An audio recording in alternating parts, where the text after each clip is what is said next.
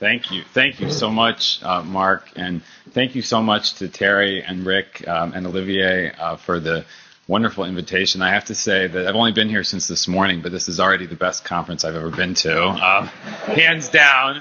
You wouldn't imagine some of the academic conferences that I find myself at. So this is clearly people are anchored in work on the ground, and that often, unfortunately, a lot of academics with huge grants doing all kinds of stuff get sidetracked and aren't actually working sometimes directly with people on the ground. And this is clearly a group that is.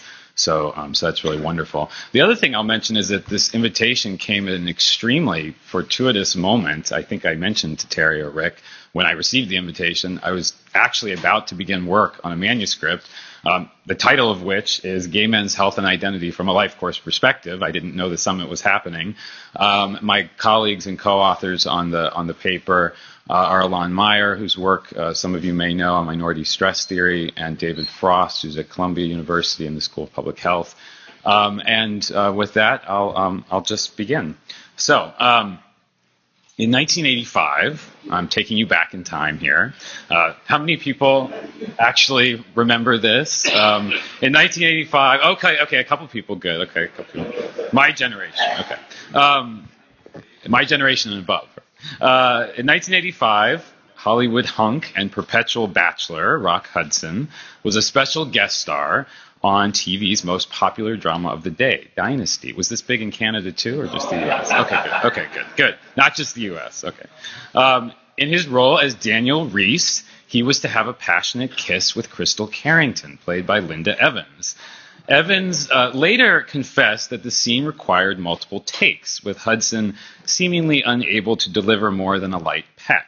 Hudson was a gay man, for the younger generation who don't even know what this is about. Hudson was a gay man playing the quintessential straight leading man as he had his entire career. And believe me, he was very persuasive in his heterosexuality before then, or at least supposedly.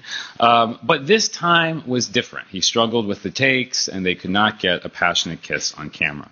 Rock Hudson had already been diagnosed with AIDS, and in that period of intense anxiety, uncertainty, and misinformation about how the disease was transmitted, he may have been acting to protect Evans by avoiding the exchange of saliva. Once it became widely known that Hudson had AIDS, this momentary kiss actually became a brief focal point for cultural conversation about AIDS panic. The subtext, of course, that Hudson, a diseased gay man near death, he would actually spiral to his death that very year, had contaminated Evans with his kiss. The focus was very much on, oh my God, does Linda Evans now have AIDS? So this was the anxiety. Now, why am I talking about Rock Hudson and Dynasty? Okay. Well, I'm raising this moment to share with you my actual first salient memory of what my gay identity might mean for my own health, development, and well-being. In 1985, I was 9 years old. Now you can do the math and figure out how old I am. I was building sandcastles and taking scooter rides with my super cool dad. I was old enough to know that I was gay, and to know that the messages that I saw in the media about Hudson, Evans, and AIDS were for me. I was old enough to do the simple math. Desire for men equals gay, gay equals AIDS, AIDS equals contamination and death. For men of my generation, born in the 1970s and coming of age in the 1980s and 1990s, largely prior to the radical change in the meaning of HIV through antiretroviral treatment, the process of identity development and becoming sexual was inherently contaminated by the threat of AIDS, not just for its physical effects on our bodies and its implications for our lifespan, but also for the stigma that it added to an already stigmatized social identity. We weren't just marked as perverts or inverts like gay men of previous generations. We were also potential disease carriers, grim reapers in the eyes of a panicked heterosexual majority. Now, I've shared with you a snippet of my personal narrative as a gay man in his mid to late 30s. Now, let's consider the personal narrative of Jay, born 15 years after me in 1991 in Massachusetts. Unlike me, Jay's most salient memory about gay identity awareness and its implications for his life course is not about AIDS, but rather about Massachusetts' 2004 Supreme Court decision that legalized same-sex marriage in the state. So for Jay, the equation of gay sex equals gay identity equals AIDS equals death, which was my equation, was supplanted by a new equation. Gay sex equals gay identity, that part was still the same, equals gay marriage, potentially, equals normal life course. Now let's consider one more personal narrative. You can tell I'm a qualitative researcher. I do lots of narrative work. So let's consider one more personal narrative, this one from Matthew, born in 1962, and coming of age in New York City after Stonewall, but before the onset of AIDS. Part of the first generation of gay men to benefit from the extraordinary work of civil rights leaders in the gay and lesbian movement, Matthew experienced gay sex and gay identity as truly liberating. He formed an extended family of brothers, as many of us gay men continue to do as we construct families of choice. Their relationships were based on love and affection, on support of one another in a still hostile, heterosexist world. Matthew found brotherhood, love, and acceptance among his intimate circle of friends in New York City in the early 1980s. You know the story. Today, at age 51, he is the only one of them still alive. And he's lucky for that. Matthew actually was diagnosed with full-blown AIDS just prior to the emergence of protease inhibitors. So his life has been saved by the development of those highly successful treatments. But he lives alone in New York, traumatized by the loss of his family and loved ones. He struggled off and on with major depression, and now has gone 8 years without sex after numerous encounters with HIV stigma. Well, my point, of course, in sharing these three personal narratives is to highlight the radical disruptions in self-understanding with regard to both identity and health that exist for gay men of distinct generation cohorts. Consistent with the focus of this year's summit, my own research on sexual identity is situated within a life course perspective on human development that emphasizes the significance of one's place in historical time. This perspective has actually been uncommonly applied to understand gay men or sexual minorities at all, but I want to argue today that this perspective is not only preferable, but vital if we're to better link research and practice with gay men to their actual lived experience in a way that has integrity and relevance. Relevance is the other word I would use to describe this conference so far in my experience of it. So in the remainder of my time today, I just want to begin with a brief survey of what we know or what we think we know about gay men's health in 2013. And my intention is to highlight the paradigm that we currently use to study and understand gay men's health, at least in the scientific literature, and to illustrate why and how I believe it is insufficient or offers an incomplete picture. I'll then offer three principles of a life course approach, and I apologize if any of this was already covered in Terry's session, but I'll offer three principles of a life course approach to the study of gay men's health and identity, and I'll identify 5 distinct generations of gay men alive today. So far, I've alluded to 3. There are actually 5. And I'll end with a call for research, practice, and advocacy with gay men that I feel that embodies this paradigm. So let's begin with the state of gay men's health in 2013. Let me first say something about the health issues that we know affect gay men, and our best guess at the number of gay men affected by these issues, and some of you may have, that's the other thing I should have said, since this is a manuscript in preparation, this is actually the first audience that's really hearing some of this, so please give me critical feedback, correct my errors, all that stuff. I always tell my students, professors don't actually know everything. Sometimes students and audience members know more. There's a lot of very smart people in this room, so please, if I get any of this wrong, please tell me. But data collected in 2008 by the National HIV Behavioral Surveillance System in the U.S. Found in HIV, a lot of us are familiar with this statistic, prevalence rate of about 19% among men who have sex with men in the U.S. And of racial and ethnic groups in the U.S., at least, there are disproportionate groups affected. African Americans are particularly impacted with a 28% HIV infection rate. Now, HIV, of course, is not the only health concern for gay men. The 2011 Institute of Medicine report, which has been influential in the U.S., summarizes other major health issues affecting gay men. Examining prevalence data from large-scale studies, they estimate that about 17% of gay men ages 50 to 69, so this is Matthew's generation, and above, suffer from major depression. And almost 16% of gay men ages 18 to 59, so a very wide range, number of generations alive today, attempt suicide at least once.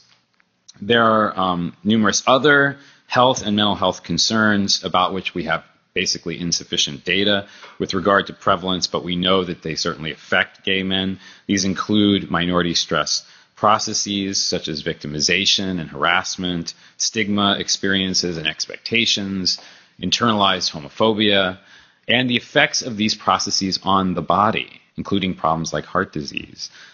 Eating disorders and substance abuse also represent increasingly recognized health and mental health concerns for gay men, but the data on prevalence are limited. Gay men are at increased risk for certain forms of cancer, such as anal cancer. So there are numerous health and mental health issues that we know are particularly relevant to the health and well-being of gay men today. Now, let me show you what we have been studying about gay men's health by showing you the focus of scientific papers published or in press so far this year. So my colleagues and I at UC Santa Cruz have been systematically analyzing the focus of published papers on gay men's health since the 1970s. And here I want to draw your attention to the 84 studies that are either published or in press so far this year in peer-reviewed academic journals. Of these 84 studies, nearly 70%, as you can see, are primarily concerned with HIV and sexual risk behavior associated with HIV transmission. So they're very much positioned as studies about HIV. And only about 8% are primarily focused on substance abuse without actually reference to HIV or sexual risk behavior. And only about 7%, which translates to 6 studies, focus on gay men's mental or physical well-being in general, apart from HIV. Now, of course, these numbers are not entirely surprising. It's been difficult for researchers and funders. That was what motivated my question at the panel this morning. It's been difficult for researchers and funders to begin to see gay men's health from anything other than the prism of AIDS. And we fought very long and hard as a community to actually get funders to devote precious dollars to AIDS research.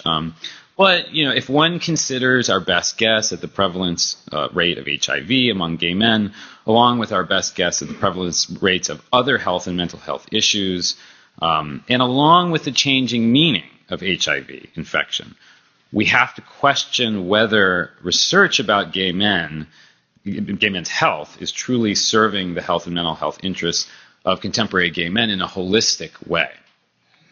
Now, in terms of population focus, I just want to note briefly, which I'm sure many of you are familiar with, that disproportionate focus on gay men living in the U.S. within the scientific literature, with about 53% of all studies focusing on U.S. men. And about half of those studies are pretty good about diverse sampling. But I'll say a little bit more about sampling later in my remarks, but I just wanted to put that up there for now. But let me get back to the pattern, which is that the majority of our attention on gay men's health is, I would argue, obsessively focused on HIV and gay men's sexual practices in a way that is out of step with the times.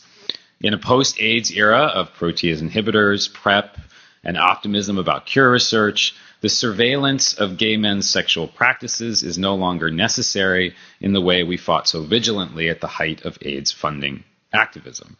And of course, I have to mention How to Survive a Plague. How many people have seen it? Hopefully, okay. If you haven't seen it, you have to see it to fully understand the battles that we fought and won, thanks to ACT UP. But this is precisely the problem. The cultural climate of health research funding, in the U.S. at least, has lagged behind scientific advancement related to HIV and AIDS. Yes, of course, we want to prevent transmission of HIV. And yes, HIV infection is a health issue of great concern for gay men, But the reality is that HIV is now a chronic manageable health condition. This is relatively old news. The focus of gay men's health needs to broaden to a wider lens to redefine the issues that affect our individual and collective well-being as a community. Now, members of Matthew's generation might challenge me on this point. After all, they lost their entire kin networks to the disease. Their reaction to the changing face of AIDS is characterized by both a sense of relief. Recall that Matthew's life was saved at the 11th hour by treatment breakthroughs, but also intense anxiety about a return to the gay sexual culture of the pre-AIDS era. If AIDS could happen, what's next? I mean, there's definitely an anxiety about that. That fear is understandable. Their lives were deeply affected by the trauma of lives and loves lost. Members of Jay's generation, I think, might appreciate the challenge I'm posing a little bit more. At a forum in which I participated at the San Francisco AIDS Foundation last year about the practice of serosorting, that is, selecting seroconcordant partners rather than condom use as a strategy to avoid HIV, an argument broke out between two young men in their 20s, members of Jay's generation, who I'll call the post-AIDS or the marriage equality generation. An argument broke out between two young men in that age group, that generation, and two men in their 50s, that's Matthew's generation. I'll call them the AIDS 1 generation.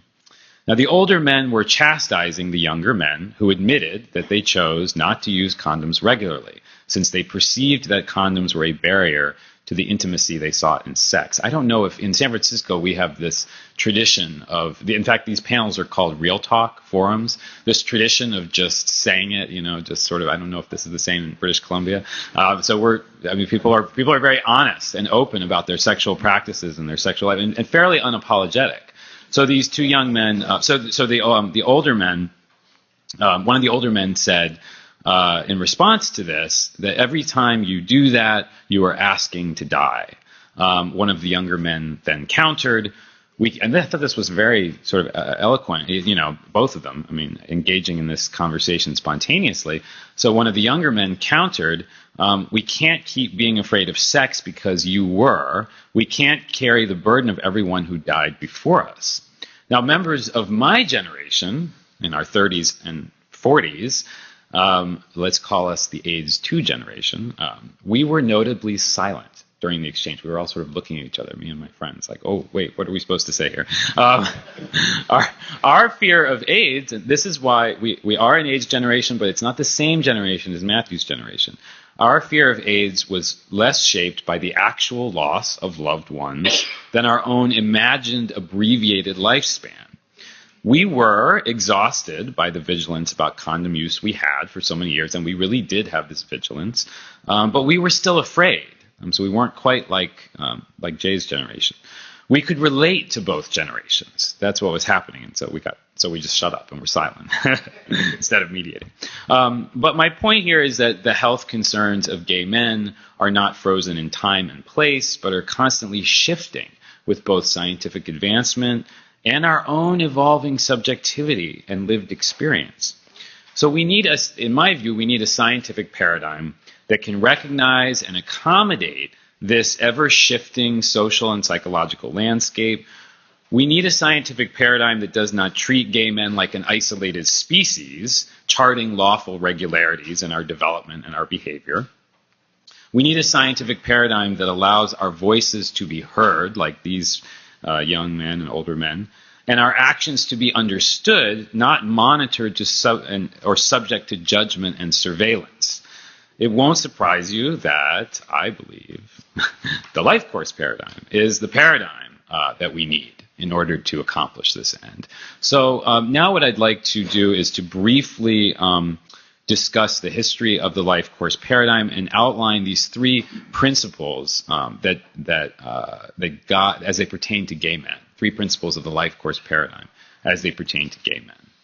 So the life course paradigm, for those of you who aren't familiar with it, emerged in the 1960s and 1970s with the maturation of longitudinal studies in the U.S. and elsewhere that were intended to shed light on the mysteries of human development. There were these big, massive longitudinal studies with massive amounts of government funding that were conducted over the course of the 20th century with this great optimism about developmental science and being able to chart norms and ages and stages and everything.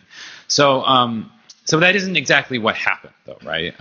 What happened was, as scholars began to pore over all this longitudinal data, the significance of generation cohort became really obvious in patterning developmental trajectories of individual lives. And Glenn Elder's pioneering study, which was published in 1974 as Children of the Great Depression, is a great example. That study revealed how social and economic conditions radically altered the life experience of two generations, depending on when they experienced the disruption of the depression. So specifically, did they experience it as children versus adolescents when they were coming into their occupational identities and there were no jobs? So then the trajectories of the lives of these two generations were radically divergent, as well as their mental health and well-being. So just a brief sampling of the major historical events in our lives over the past half century call our attention to how the course of gay men's lives might radically diverge across the generations. Events like Stonewall, AIDS, in terms of social policy, Lawrence versus Texas in the U.S., and Proposition 8 in my home state of California. These were very significant social events that, depending on when you experienced them, might alter the trajectory of your health and your identity development.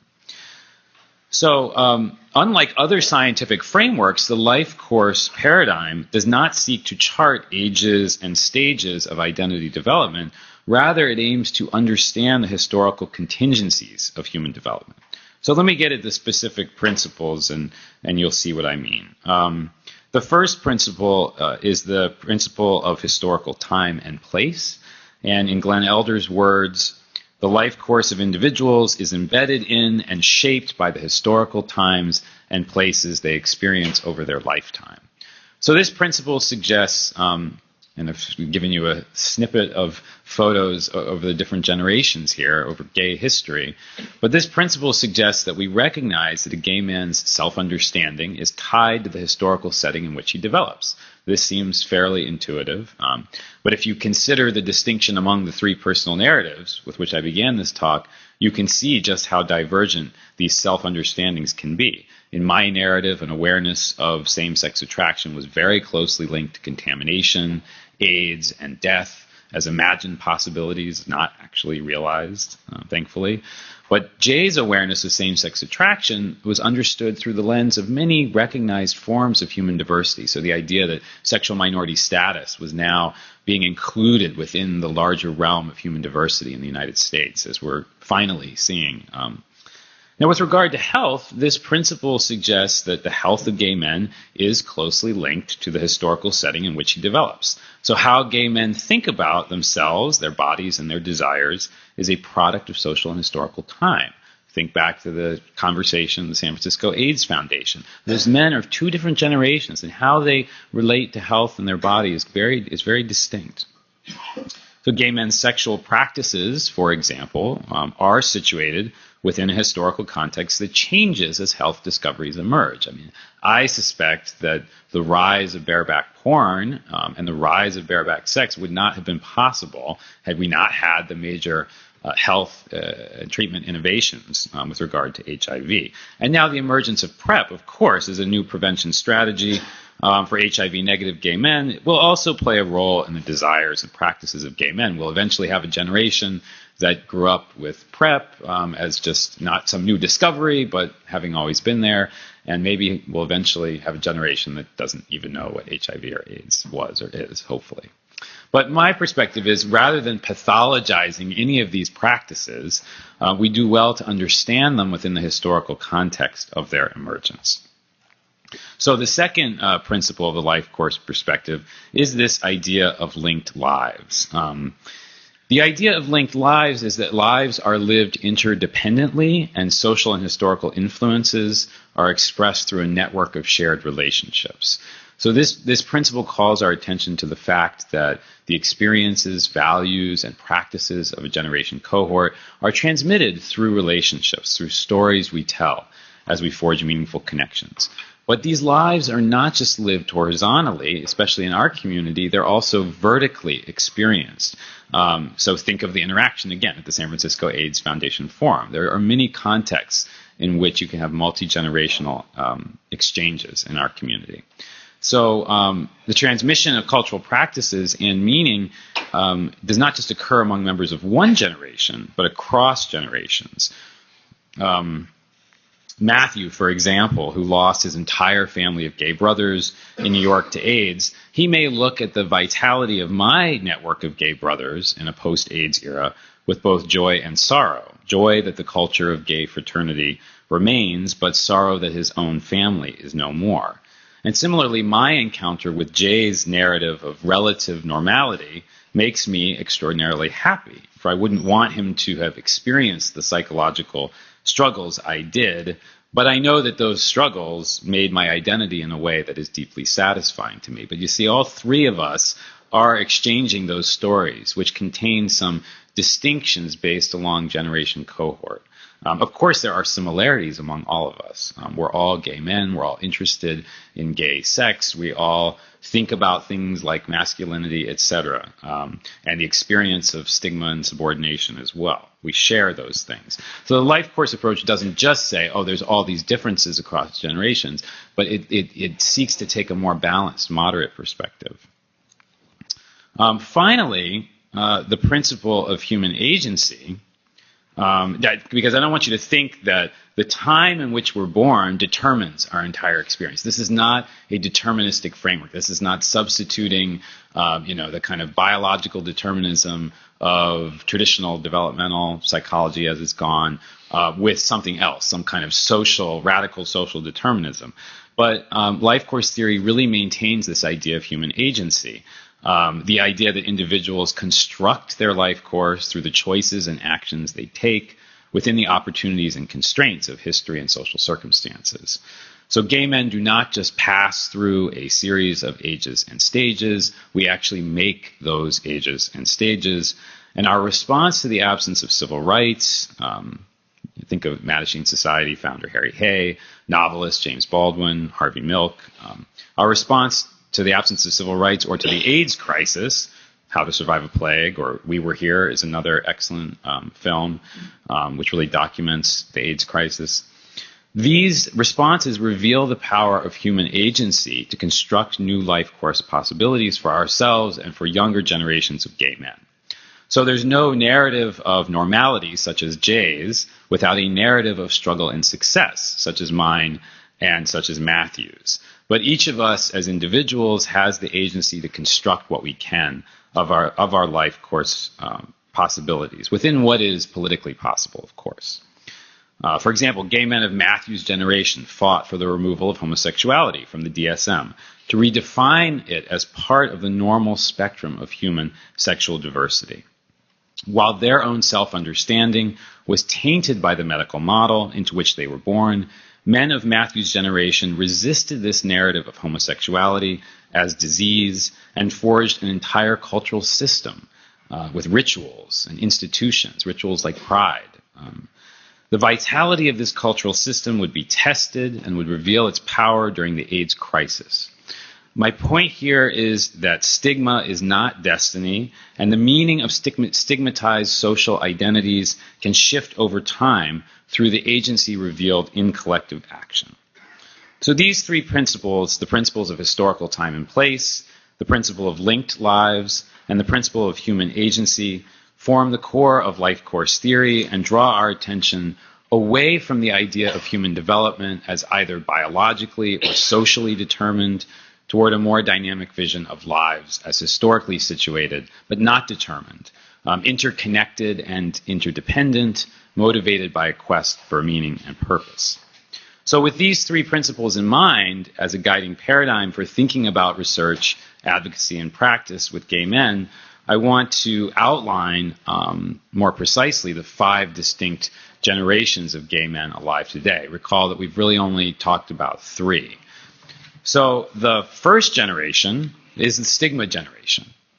Men of this generation were born in the 1930s and experienced early adulthood in the 1950s, just as the gay civil rights movement was getting underway, but before the tipping point of the movement in the late 1960s, symbolized by the 1969 Stonewall Inn riots. Today, these men are in their 70s and 80s. They've been witness to enormous cultural change with regard to homosexuality and the gay community. They've been witness to the gay and lesbian civil rights movement from its birth to its height and its triumphs and setbacks. They saw the transformation of gay identity from a diagnosable mental illness to a legitimate social identity. They've been witness to the entire AIDS epidemic and, of course, lost many to the disease, but they have survived. They carry with them the psychological and physical legacy of these experiences. They navigated cultural stigma, the hostility of health and mental health practitioners. There was a day when health and mental health practitioners were actually against us, and we hadn't fully gotten into their ranks as we are now. But they navigated this cultural stigma and threats to their individual and collective well-being so numerous. I mean, you can just these experiences I've outlined. Can you imagine having lived through this entire period of gay history? They are our gay elders, and we hear their voices far too little from my perspective. The second generation is the Stonewall generation. We also have not touched on this generation, or I have not touched on this generation so far today. These men were born in the 1940s, and they experienced early adulthood during the 1960s. Today, they're in their 60s and 70s. You can see there is overlap. Defining a generation cohort is a science that has actually not yet fully been developed. But so there is overlap, and you might be able to place yourself within these generations. But today, these men are in their 60s and 70s. And many men of this generation were active in the gay and lesbian civil rights movement, a bit more so than the stigma generation, frankly, because they actually had less stigma around being gay. At the height of their adulthood, they benefited from experiencing gay liberation at that time in their lives. So you can also see the idea of life course theory is, when do you experience certain major social historical events in the course of your life, in your adolescence, in your early adulthood, in middle age, in late adulthood, etc. So these men experienced gay liberation in their late 20s and early 30s, really at the height of adulthood. So unlike members of the stigma generation, they experienced a longer period of their life course free from stigma and, in fact, criminalization of gay sex. But also, like the stigma generation, they experienced the devastation of AIDS and the major setbacks to the movement that it brought with it, as well as a complete reframing of gay sexual culture. So you can think of gay sexual liberation in the 1970s, and then AIDS, and then this generation has to basically make a huge cognitive shift into what gay sex actually means or is about, and what kinds of practices they can engage in. So the third generation, which we've already talked about a little bit, is Matthew's generation. Now I'm calling it the AIDS 1 generation to clearly demarcate it from my generation. So members of this generation were born in the 1950s and 1960s, and so they experienced critical periods of adolescence and early adulthood during the 1970s, after Stonewall, but before AIDS, before the AIDS epidemic emerged. Today, they're in their 40s, 50s, and early 60s. Members of this generation, like Matthew, experienced tremendous losses, as did members of the prior generations. But this generation, I want to suggest, was probably the hardest hit by AIDS, given that they were probably at the peak of their sexually active lives when it was emerging. Not that we have any data on this, right? I mean, gay men's sexual practices were not being monitored to the extent that they are now in that era, but this is sort of a hunch, an educated hunch, hopefully. As one of those interviewed for the documentary film, We Were Here, indicates, it was like living in a war zone for members of this generation, with outwardly healthy, attractive men in their 20s and 30s falling ill and dying in a matter of weeks. How many people have seen We Were Here?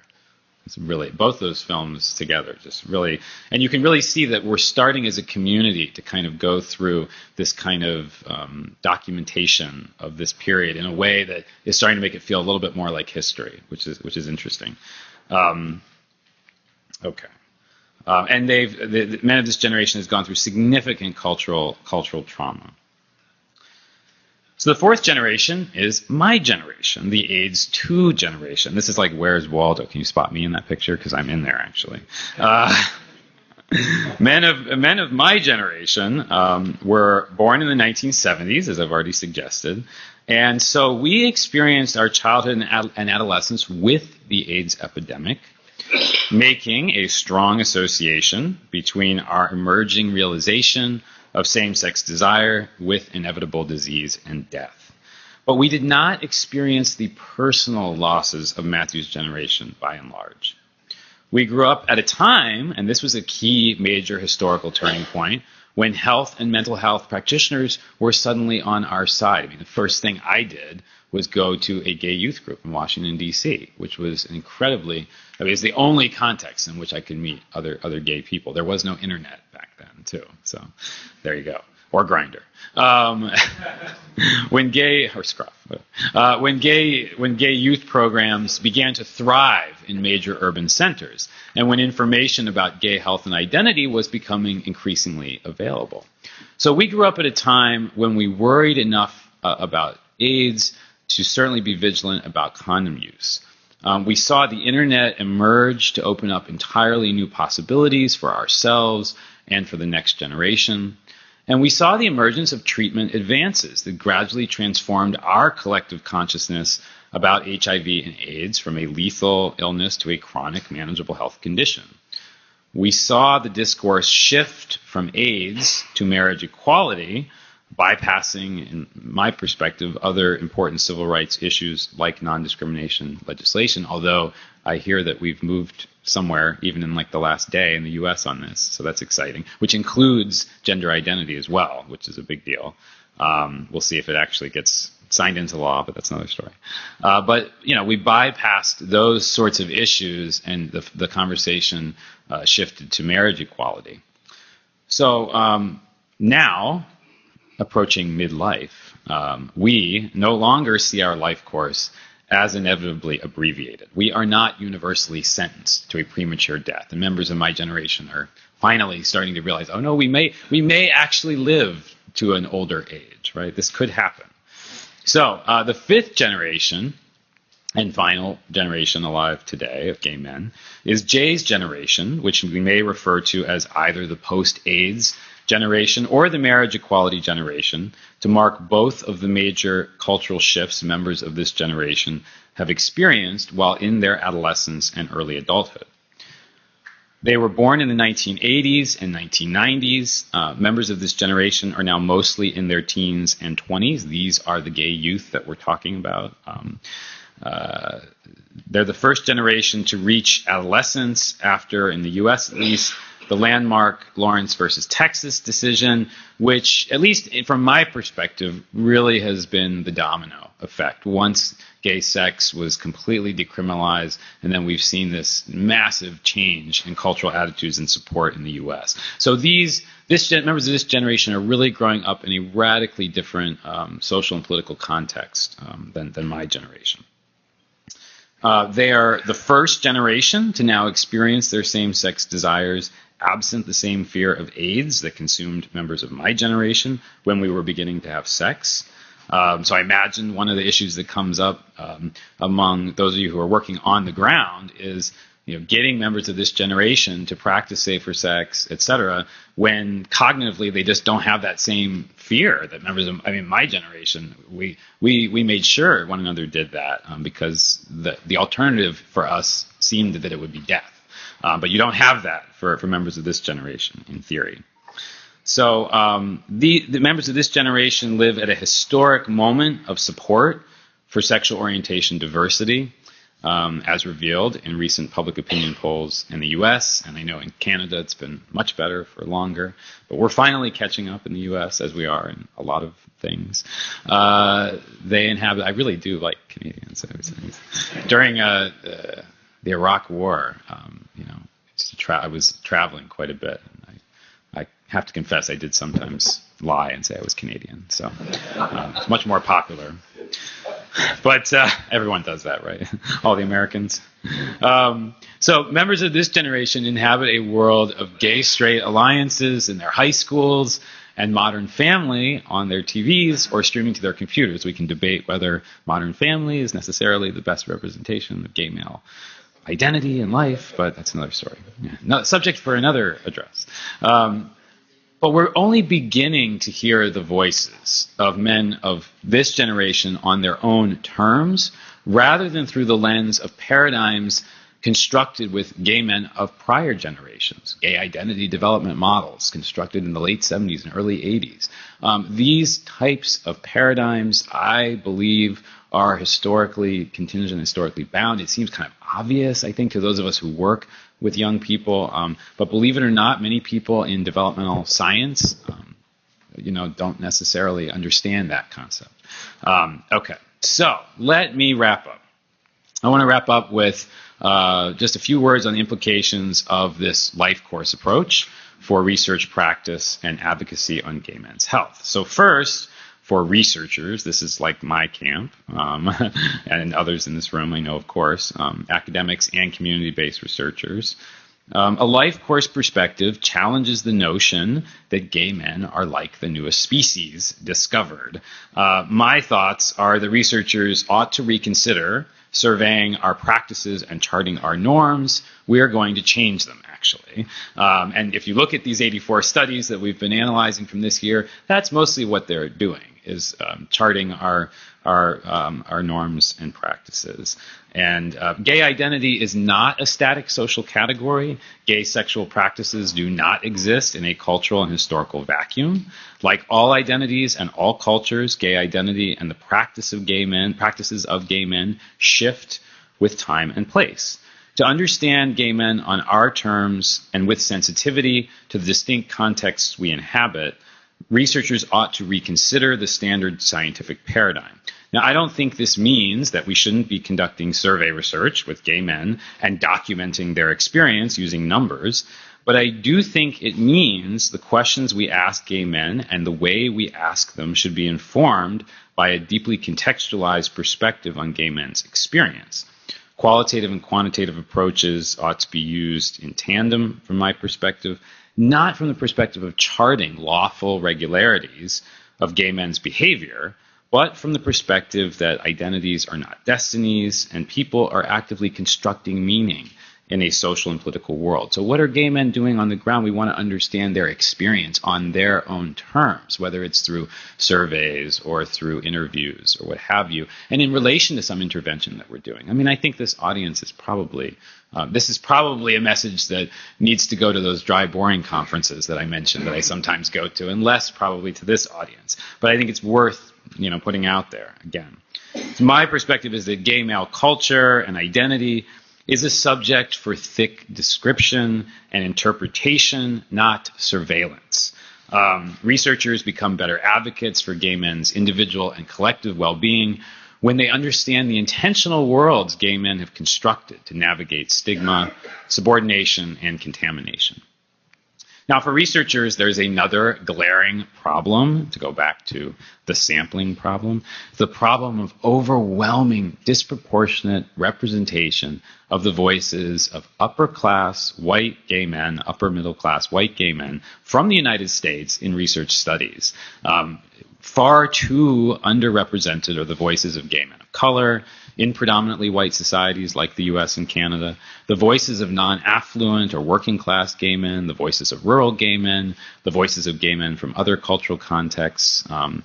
Gay men do exist in societies beyond the US and beyond Canada, beyond North America. The point is that research on gay men has far too often focused on those of relative privilege within the subordinate group. And the health and identities of those on the margins are in desperate need of recognition and empirical study. Again, I think I'm probably preaching to the choir. We give lip service to intersectional approaches gradually, but if you look at these 84 studies, I mean, we're few and far between. So it's slow to trickle in, particularly into the more sort of public health dominated paradigms that are out there. But it's getting there. It's definitely getting there. So second, for practitioners, the life course perspective suggests that we approach our work with gay men with obviously historical sensitivity and that we're reflexive about our own generational positioning vis-a-vis our clients. So on the first point, the life course perspective suggests that we be mindful of health-related attitudes and practices of clients in the context of their generational positioning. So again, not to pass judgment on young men who are intentionally not using condoms or something to that effect, but to rather really think about, well, what their generational positioning and perhaps understanding their motivations around that. Men of one generation may be more likely to experience particular health and mental health concerns as a consequence of their own life histories.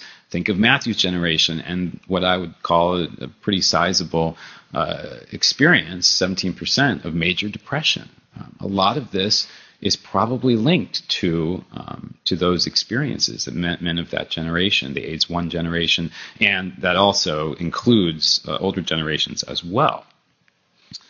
Now, when I talk about being reflexive, I'm using a piece of qualitative research jargon some of you may be familiar with, but this is about always evaluating your positioning in an encounter. So I think that practitioners would do well to consider how their views about health that are determined by their own generational positioning, their own experience around gay history, may be impacting their practice with gay men. So one just to give one example, the issue of PrEP. And whether practitioners are being active enough, really, in encouraging young HIV-negative gay men or HIV-negative gay men of any generation to go on PrEP, I think does have something to do with their own generational positioning. So we've seen a lot of resistance among practitioners of some of the older generations who saw, frankly, the devastation and really internalized this model of nothing but condom use all the time for everyone, every time. And if a young gay person goes in and asks for PrEP or wants information about PrEP, that there has been this phenomenon, not among all practitioners, but some, of resistance, of saying, you have to stick with condoms, and that's the only, and technically you're supposed to use the two together. Of course, we know that's not always the case. But that's just one example of, in that encounter for practitioners, my perspective is that it would be very useful for practitioners to try to be a little bit more reflexive about their own generational positioning when they think about this issue. So finally, in terms of advocacy, and the life course perspective really does illustrate how health is not just a matter of individual functioning and adaptation. It's closely linked to the political and historical context of shared membership in a generation cohort. My perspective is that too often discussions of advocacy or political activism are separated from conversations about health, identity, and well-being. Now, because it contextualizes gay men's lives in a particular historical location, and because it emphasizes ideas of interconnection and human agency, the life course perspective challenges our standard scientific paradigm of gay men's health as primarily linked to individual practices or adaptations. The life course perspective draws our attention to the link between history and individual development, and hence between culture, politics, and health. So my hope is that the emergence of life course theory from, frankly, the margin to the center in the study of gay men's health and gay men's lives more generally will shatter the myth that health and well-being are strictly personal concerns linked to individual practices. The life course perspective encourages us to see human development as a deeply social and cultural process, the nature of which is always on the move, so there's always more work to be done. Thank you.